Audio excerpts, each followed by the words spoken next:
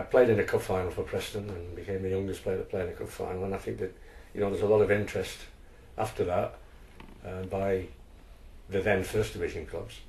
But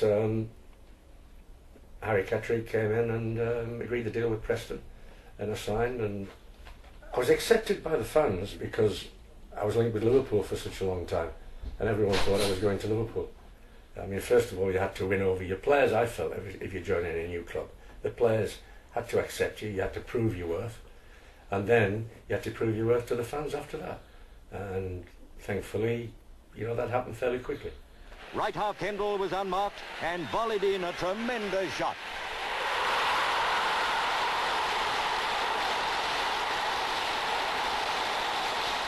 The derby matches, I mean, they meant so much.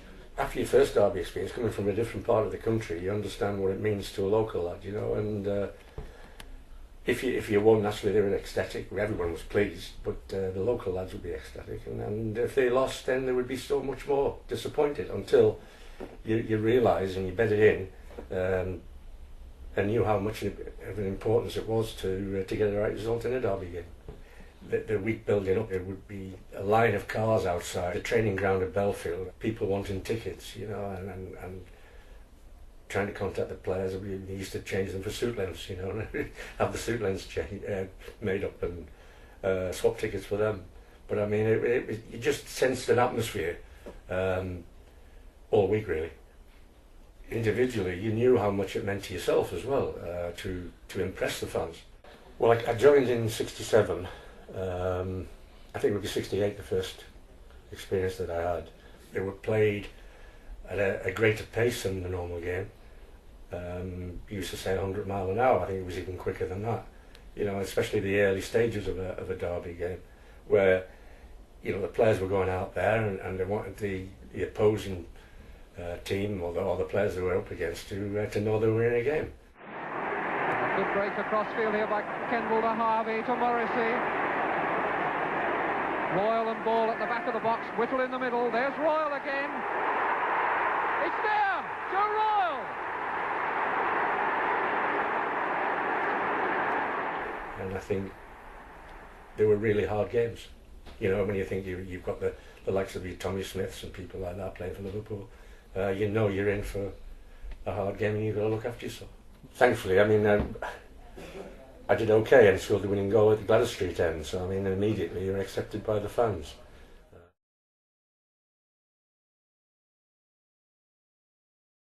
Well, I think when I went to Everton in '81, I mean, I think that they were struggling near the bottom of the table the season before, and I knew changes would have to be made, and I made some changes which were successful and some others weren't successful, but we managed to finish about 8th in the league. But then things started to go wrong maybe at the start of the '83-'84 season, and gates were down, there was leaflets going around Goodison Park, Kendall out, Carter out, so there was pressure on my job at that particular time.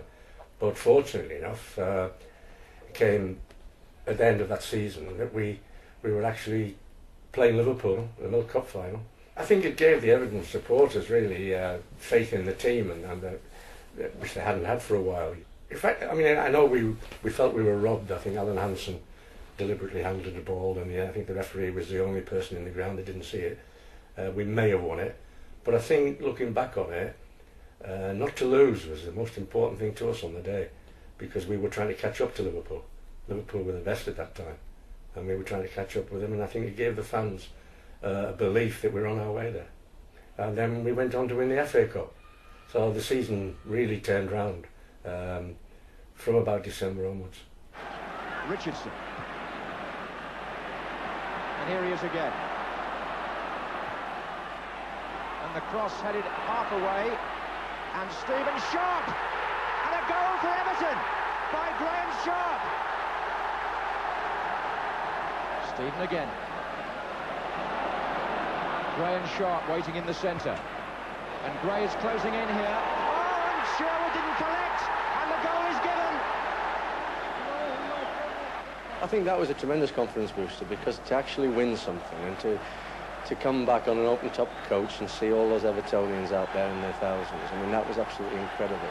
And to taste the success of Wembley and the FA Cup, I think did the players the world of good, because they said, well, let's have a bit more of that. I mean, winning the FA Cup doesn't mean to say that you've got the best. Winning the league, you are the best. And what I did say after that FA Cup victory against Watford in '84 was, we've got to prove that we are the best, and we've got to go on and win the league, and that's what we did.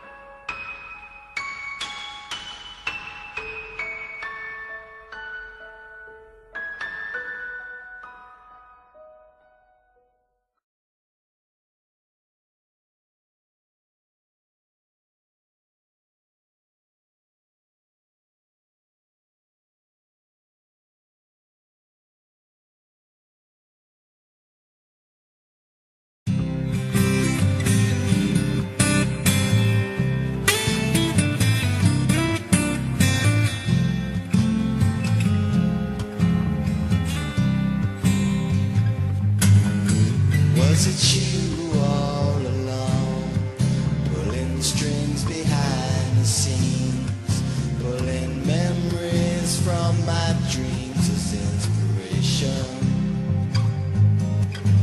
I was holding out for more, disappointment waiting for me at the door, holding a bag for the collection. Heaven has stolen you away, and I need a new direction. 24 hours in the day, praying for your protection. Though we are apart, you left your footprints on my heart.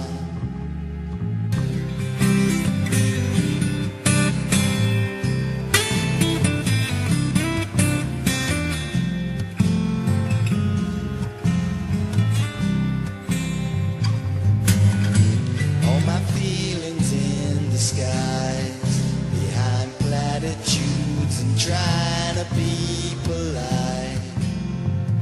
Well, I met the one you sent to meet me, and you guessed it all first time. Led me to the love I thought I'd left behind.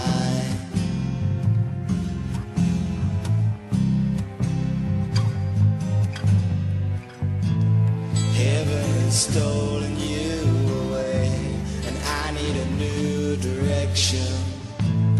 24 hours in the day, praying for your protection. Though we are apart, you left your footprints on my heart. And I won't spread the weight of doing it alone, and I won't ever feel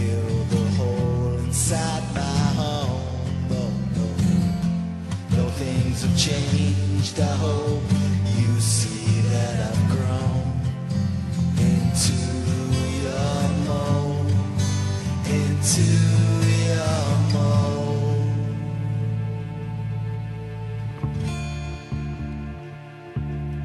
So come home, so come home, come home, come home, come home.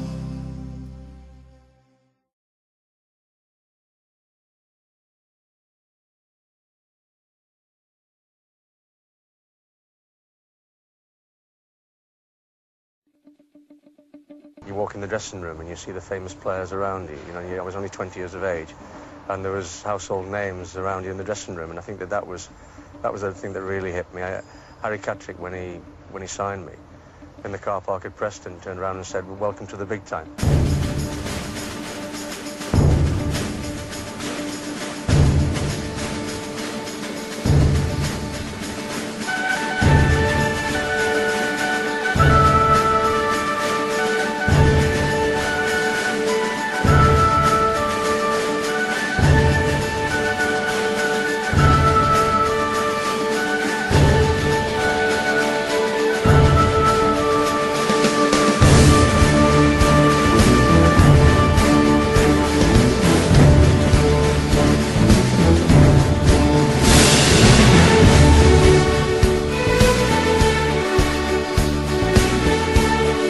I think this is what everybody's been looking forward to, really, just seeing the fans when you're nearing Wembley and actually getting out there and letting the fans see you. I was winding the boss up saying, "I've got another kissogram here," and I said, "I'm only joking." And he just got his own back at me. He got a 22-stone kissogram, and she actually picked me up and kissed me. She picked me and Adrian Heath up at once, so she must have been a big girl. Was she pretty? Oh, she was a darling. One of the Grafton girls, I think.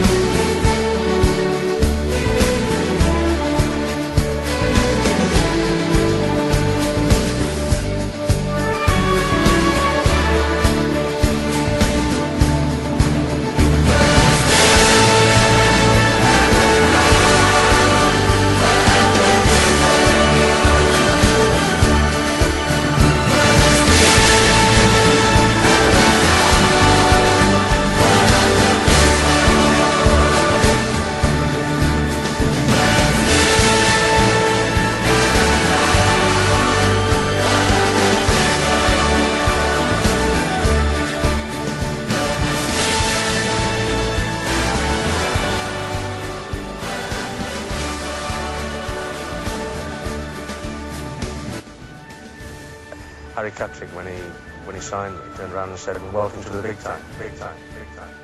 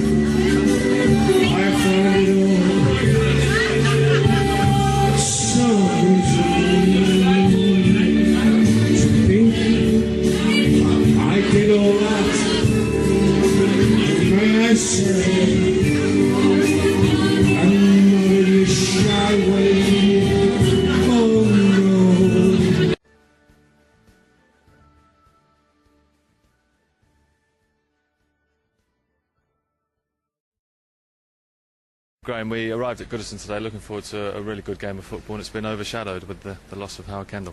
Yeah, it has. You know, everybody always looks forward to the Manchester United game, and I think everybody would have come here today, you know, really looking forward to it. But you know, really sad news. Saw Howard at the last game against Liverpool. You know, he was in good fettle as always, along with Lily, his wife. So devastating news this morning. Devastating. You knew him well. What did you like most about him?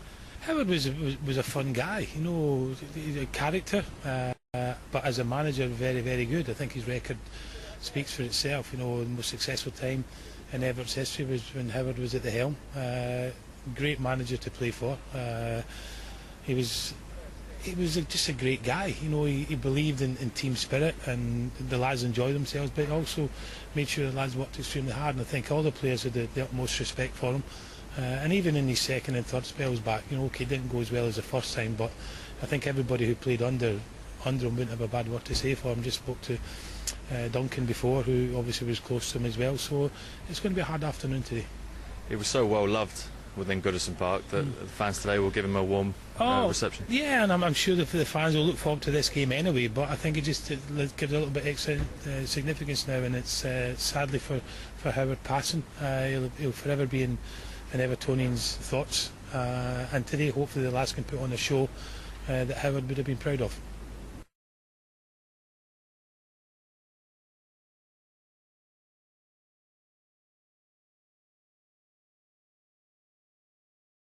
Browning. Now earlier today, everybody associated with Everton was devastated to learn of the passing of one of the finest players ever to pull on the Everton jersey, and the greatest manager in the history of our club. A league title winner as a player and a Premier League title winner as a manager, Harry Kendall was a giant of Everton Football Club. He has been taken from us at the age of 69. There will now be a minute applause in memory of Howard. It will begin and end on the referee's whistle.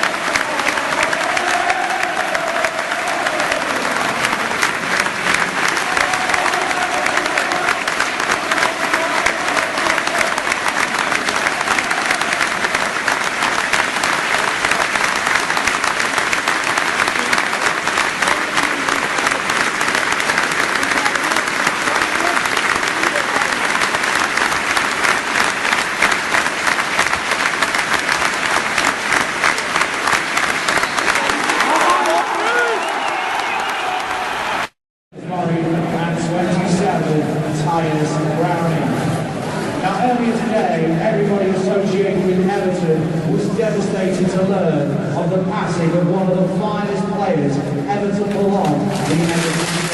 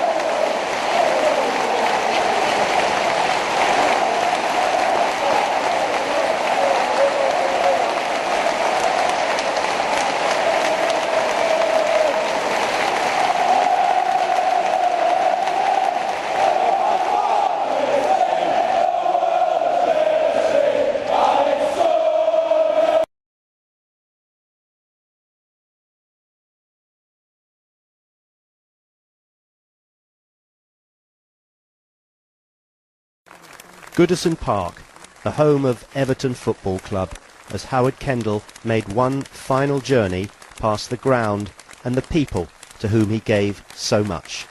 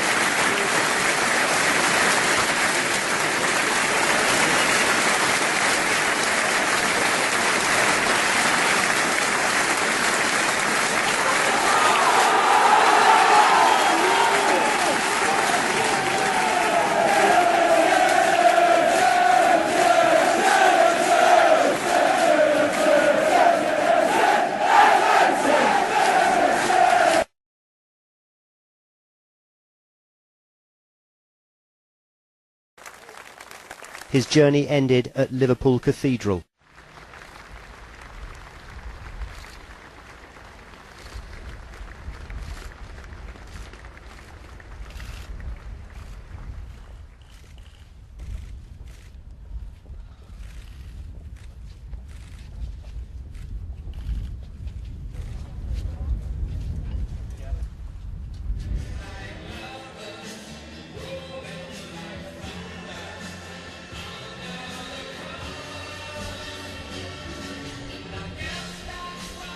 But he was certainly a man's manager, and the one thing I'd say about him, I mean, it was great to play under him, but on the football park it was great, but it was good on the social side as well, and that's one of the good things about Howard. Fondest memories as a young player was, you know, he was like a father-like figure to all of the younger players coming through, you know, arm round the shoulder when we needed it. I've said it before, is the first trophy, the FA Cup final, walking down the steps and just seeing him smile. And that'll live with me forever. Which was full to its 1,500 capacity, with many hundreds more outside. Both Everton and Liverpool fans among them. Kendall won the old First Division title as a player and twice more as their manager. Some of his players raised a smile today when they remembered him. I come back from Mexico, I'd lost a lot of weight. He called me in the office, he says, "You're not right." I says, "You're right." He opened a can of Guinness, he gave me it. Honestly. He says, "You need to get your strength." And I said, "All right, take that with you." So I look around in his little office and there's 3 cates of Guinness stacked there. Needless to say, I took them and I got my strength back. And many remembered his razor-sharp wit, for example when he once signed a player of Jewish origin. A journalist from the Daily Mirror asked Howard if the player was an Orthodox Jew. Howard said, "What has that got to do with him doing his job?" "Well," said the journalist, "if he's Orthodox, he can't play on a Saturday." Howard said, "I've got 1 or 2 of those now." It was a service that reunited many, including Sir Alex Ferguson and Wayne Rooney, a teenage star at the club, all who'd come to say goodbye to one of Everton's greatest sons, Howard Kendall. Ian Payne, ITV News, Liverpool.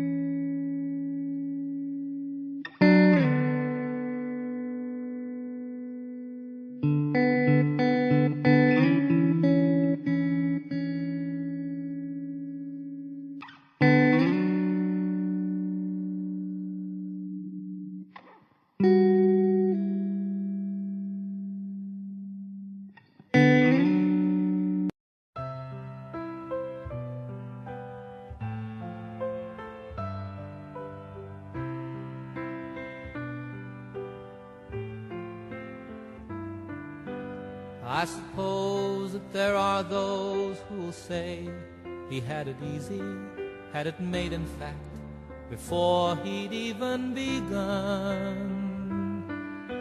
But they don't know the things I know. I was always with him.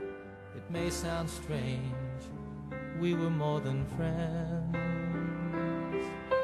It's hard to tell the truth when no one wants to listen, when no one really cares what's going on. And it's hard to stand alone when you need someone beside you. Your spirit, your faith must be strong. What one man can do is dream. What one man can do is love. What one man can do is change the world and make it young again. Here you see what one man can do.